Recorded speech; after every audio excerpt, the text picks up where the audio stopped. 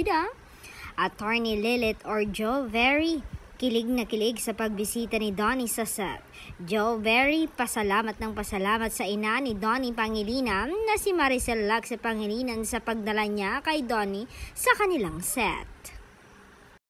Paborito kasi daw ng aktres na pinapanood ang recent teleserye nila na Can't Buy Me Love, sina Bingling at Ling, at natupad na nga ang hiling ng aktres na makita sa personal ang gwapong aktor. Hirit pa ni Joe Very, sana isinama niya daw ang kanyang girlfriend sa pagbisita.